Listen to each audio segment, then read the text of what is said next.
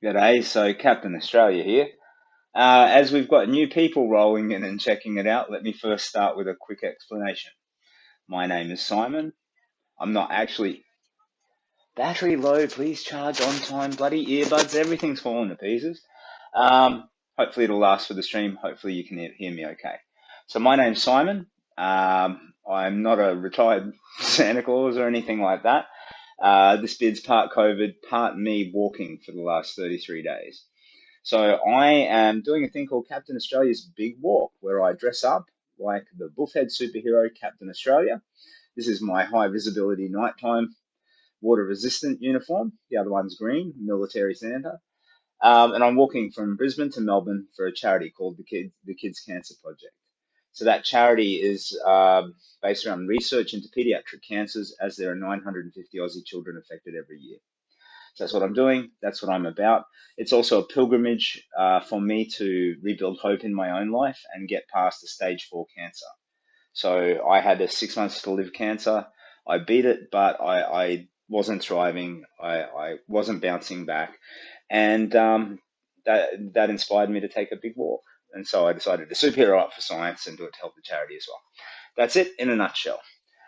So today I'm in Newcastle, and thanks to some lovely kindness, I've been provided with a warm, safe place to sleep. Normally I sleep in scrub by the side of the road. Yesterday I slept in scrub by the side of the road, like 20k north of Stockton, and today I walked into Stockton and caught the ferry across. Had a lovely time when I got off the ferry, by the way. Uh, it was filmed, but it was on some young person's phone, and they haven't been in touch yet. I hope they will. I'd love to share it. So when I got off the ferry, firstly there was Gail, lovely lady. You saw her. I did a little stream about the flamingo glasses because that's a daily donor dare of doom. I have to wear flamingo glasses, which I'll wear all day tomorrow. Um, but yeah, so Gail was just like Superwoman, and there was oh no, I've forgotten the names. So I think it's Maxine and Grant and Maxie. I think. Oh God, I'm meeting them all tomorrow.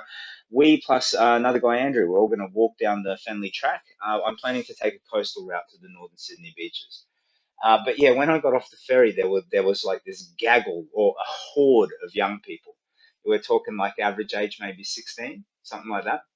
And at first, they were openly mocking me. I'm walking up dressed, and there was a guy miming, uh, that I might prefer the company of men and enjoy pleasuring my men, and just like being lewd and a bit, nasty, mean-spirited, yeah. But I turned them all around pretty much. So we started talking. There was a guy who started asking what I'm about, and I was joking that he spoke with the cadence of a rapper, and we started sort of rapping to one another. But yeah, I told them about my quest, and they were all hanging off every word. It was wonderful. So these lovely kids who started out a bit rough, they were just all into it. They were just into it. And at the end, my pack, I'm like, yeah, here, mate, lift that up, have a go. And they couldn't lift my pack. Some of them could, the bigger boys could. And they were all, so these are like 17-year-old kids. They're like, holy shit, you carry that around. So by the end, I think they understood what I was trying to do, understood that it was meant to be a righteous thing, and respected it. I was getting handshakes and good on you and all that by the end. And I just thought that was a lovely moment. And the problem is I'm really crap at capturing the lovely moments. I'm sorry. I wish I was better. But for me, I mean, my first priority is to be there, not insult the people that I'm with, be present for it. And then, if I'm smart and do it right, I can pull the camera out and try and record it. But there were kids with their phones there, and Gail was recording a lot of it. So I hope to be able to provide you some video at some point. Battery low, please charge on time. You should be completely charged. Sorry, my earbuds are talking to me. But yeah, okay, so I'm Simon, Captain Australia, and I'm walking from Brisbane to Melbourne. So I'm here in Newcastle, and tomorrow the leg into Sydney begins. So if I understand it right, this rough trajectory that I have planned, it's about 140 k's. It's down this Fenley track through Swansea and then down coastline through into the northern beaches. So I've had help from this lovely guy Andrew, who's pretty much given me a pathway that gets me into Sydney quickly, but it bypasses the motorway. I don't have to go on the motorway at all, and it's a comparable distance. So that's going to be great. We have a comment, Diane. Good to see you're somewhere nice and comfy. Yeah, I had yesterday. I had some spewy refluxy problems, and today I've had neck cramps all day. And just now I thought I was choking on a piece of bloody ham. So I bought, ham's great protein, tasty food. Like I lost some of my taste from chemotherapy, but ham is one of the things that I got to keep, which is great. But I ate a piece and it had that, the feeling when you get like a piece of food lodged behind your breastbone in the airway. Like you can still breathe, but it's kind of distressing.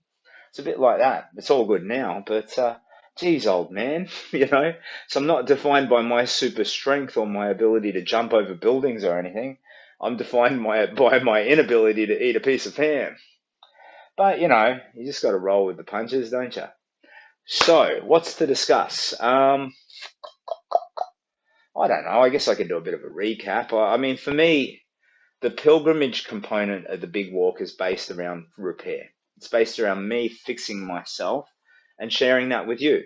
So in sharing it, I show just in a matter of fact way, a real example that a broken life can be mended, that it's possible to fix something that is locked in a beyond dark sort of place. Because a year ago, I was just waiting to die, and that's it. That's simple. I had no hope in my life at all.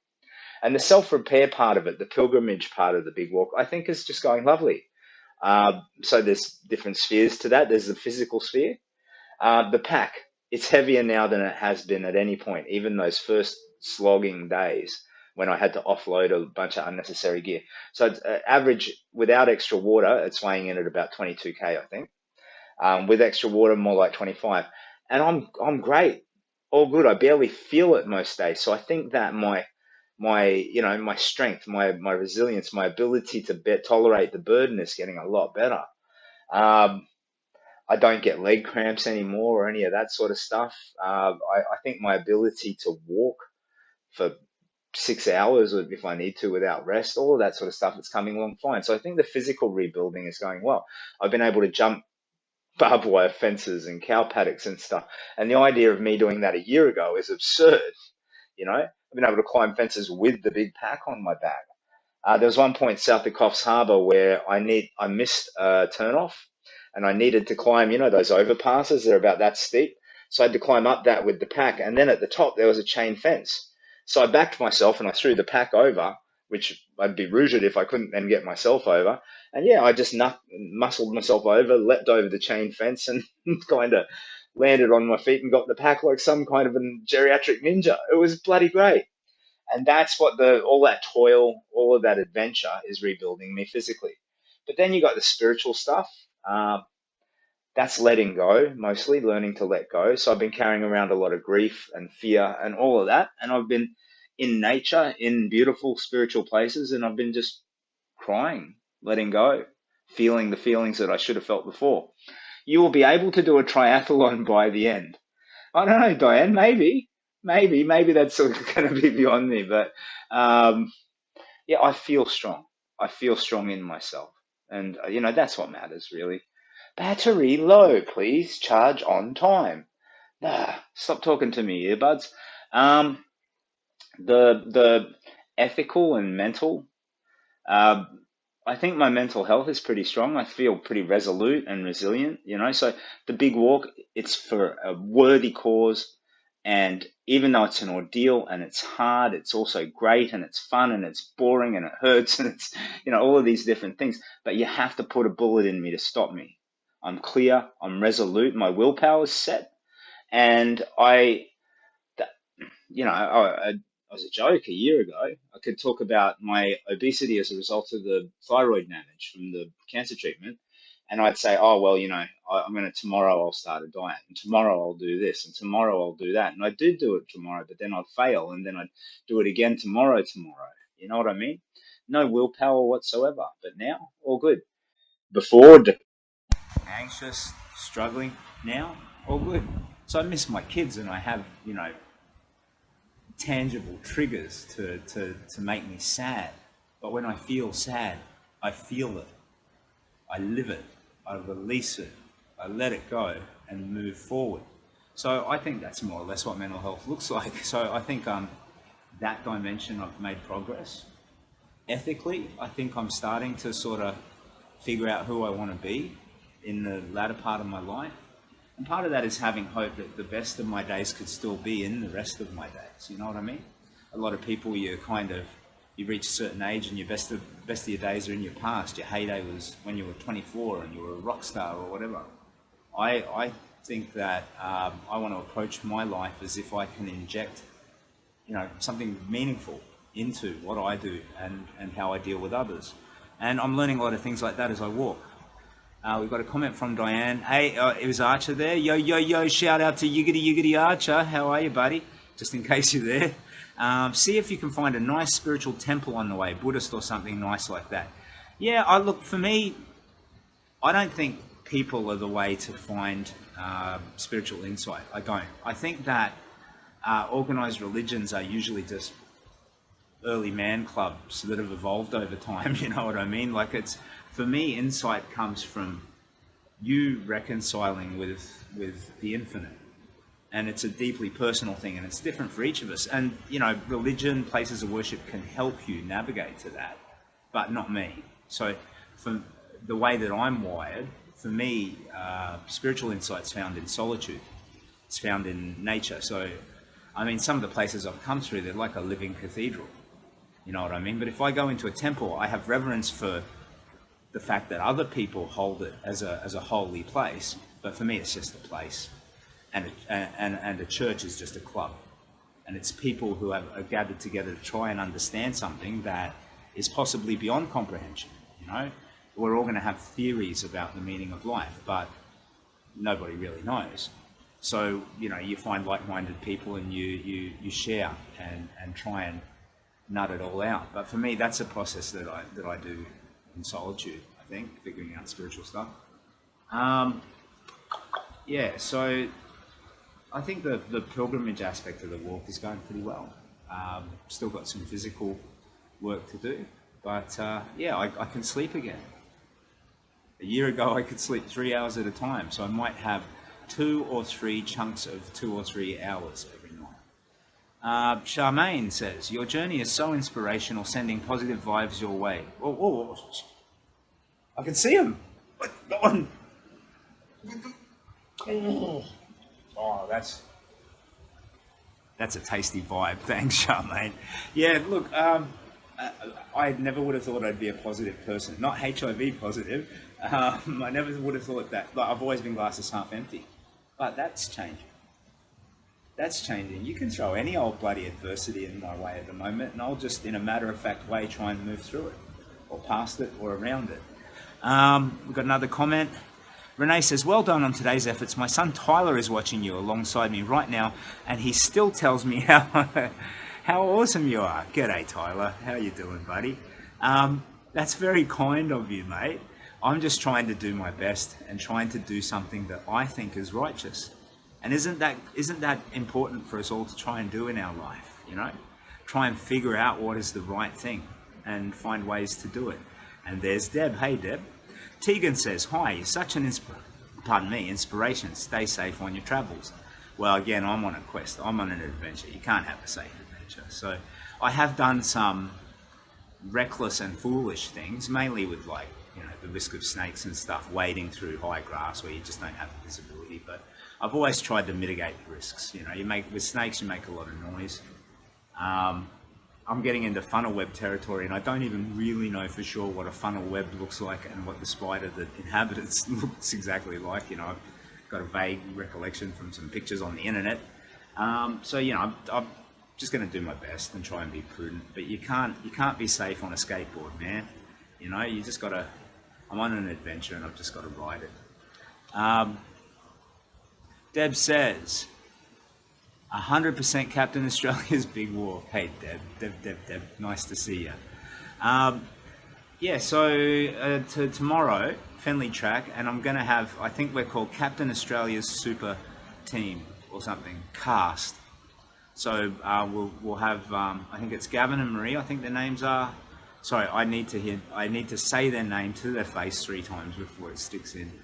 Gail and Andrew. And if anybody else is in Newcastle and you want to come for a bit of a walk tomorrow, you're bloody welcome. So we're leaving the Travel Lodge Hotel at around 10 o'clock in the morning. We're going to have breakfast at about 9 o'clock if you'd like to join us. So if you're in Newcastle, lickety, come join us. But yeah, we're going to walk down this Fenley track. That's like 15k or so to the end. Then most of them probably will turn back or hop on a bus or something, and I'll press forward. So the goal for me is a mainly coastal path down into the northern beaches, and then I wander up across the harbour bridge down and kiss the ground where the Opera House is or something. So what I'd really like to do, and I've done nothing to further it, is get a little bit of media interest on the arrival into Sydney. So maybe at some point I'll get out the old phone book and try and call some TV stations or something. And if you want to, you'd be doing a good deed for a worthy cause. So it's not like, look at me, look at me. The strategy was always that. Dress up as a superhero, people will go, that's really weird. And the idea is they then look past me, they look at the banner, they see the charity, and they just, bang, get it. That wasn't much of a finger snap, Captain Australia. What's going on? This one's kind of... That is weird. I can snap my right fingers, but the left one doesn't work as well. What's going on? Anyway, old man confusion. Yeah, so if you happen to know anybody who works in or adjacent to the media or whatever, you'd be doing a good deed if you were to mention Captain Australia's big walk for the Kids Cancer Project. Because I suck at that stuff. I'm just, my skill is putting on a stupid uniform and walking, you know. And in the hopes that then, like every little bit of media, my God, it translates to like 10 grand for the charity, so it's great. Deb says, Janine Duncan, can you speak with your Sydney media connections, please? Janine Duncan, you need to speak to your Sydney media connections, please. Now, hang on, I got this trick I do. Janine Duncan.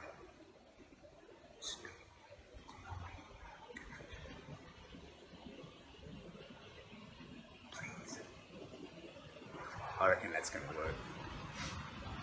So, yeah, the walk down through the Sydney beaches, that's going to be much more pleasant than following the motorway. The motorway is gross. It's just like, I can't believe the amount of diapers, like adult diapers, that you find on the side of the road, like nappies, you know what I mean? My theory, and it may be unfair and warranted, but my theory is it's truckers, and they roll them up in plastic, toss them out the window. So they're like these weird heads of lettuce, but they contain wrapped up human poop. And bottles of wee as well. It's, you're walking down and just, it's like walking through the world's sort of noisiest toilet. So we've got another. Tegan asks, once you reach your destination, what are your plans for getting back home? Just out of curiosity. Simon says, I have no bloody idea. So I'm trying not to plan more than a day or so in advance, but when I get to Melbourne, all I know is I'll see Federation Square, I'll start crying, I'll fall to my knees, and I'll kiss that dirty ground like I'm the Pope getting off a plane. You know what I mean? If you're too old and you haven't seen all that stuff, used to just fall to his knees, kiss the ground, which I always found a little bit weird, because if you're the Pope and you've got this direct line to God, you should be kind of, I'm cool on a plane, I'm cool in Spain, I'm cool when I refrain, I don't need any, I'm not worried about anything, so I don't need to kiss the ground. When I'm up there in the plane, I'm in the lap of God, so why are you kissing the ground for, buddy? You should be, spiritually at peace wherever you are. But yeah, me, I'm going to get to Federation Square and I'm just going to fall to my knees and kiss the earth, cry a little bit, maybe roll around on the ground like a big old baby, If there's people there, they can have a giggle, and then I'm done and I'm off the hook. If I'm lucky, there's some like media stuff happening, so I'll deal with that because that helps the charity. Every big media pulls 10 grand to the result for the charity, and that's important. So I'll do my best with all of that stuff. But after, I don't know, I'll find a plane, jump on a plane, get home, hug my kids. Julie Parker says, good evening. Good evening, Julie. Julia, sorry. Joe Watson says, hopefully you don't plan on walking back. No, so you've got these daily donor dares of doom, right? So I've got to wear, even the most absurd ones, I do my best. So there's a dare to wear a flamingo. How do you do that? I don't know. But Gail kindly found me these glasses. So Captain Australia tomorrow is going to be Flamingo Man, you know. But I get to do the daily donor dare. And I take my obligations seriously. And if it came up that, let's say Elon Musk or some fabulously wealthy corporate sponsor said, Captain Australia, if you circumnavigate Australia on foot, we will donate $1 million to the charity. I would be walking home, but I'd be going a long way around because I'd have to do it. $1 million. I'd have to do it. So there are scenarios where I do walk home, but I don't think that's a likely thing to happen. You know what I mean? If it did, I'd need like 20 grand for myself, I think, too. You know, like a little appearance fee or something, because I have to keep a mortgage going. And maybe even be able to afford to fly the kids out to Perth or something, so I can just have a week with the kids, because I miss my kids so much. I love them so much. Anyway, Flamingo Man. So I'm going to be doing that tomorrow. Oops. Diddly-dee-dee-dee-dee. Julia says, really does remind me of Dame Edna. Yeah, actually, you're not wrong. Archer's Fight. My friend runs the Nepean News website and paper. Can I get her to run a story on you and contact you? Anybody who can do anything like that, you have my blanket consent, full cooperation, and grateful gratitude. Like, it doesn't matter what it is. If you think that you can get 100,000 teenagers looking at it by creating a meme where I am, you know, part hippopotamus, part whatever, you know, like just or I'm walking around nude or whatever, you do whatever you want to do with it. Like anything that brings people in or attracts media attention helps the charity, and by all means, you just get stuck in there and go for it. Judy says, a bit hard to hear you, Captain, sorry. Oh, crap, I think my earbuds are pooping their pants. I'm sorry about that, and sorry, I changed profiles, Diane. Yep, okay, Diane. So, yep, Sydney, next leg. I think I'll do it in about 4 days, something like. So today is the 27th. So I'll probably be in Sydney on the 1st of February or thereabouts. And yeah, from there I'll figure out which route I'm taking to Melbourne. I have to make the choice to either go the direct route, which was not as originally planned, but it cuts it down to like 800 and something kilometres, and it's bang, straight down the motorway, if that's legal for me to do. The other thing is the original plan, which is this long and windy path, which is another like 1400k or something like it, down the eastern coastline, and I may stick to that.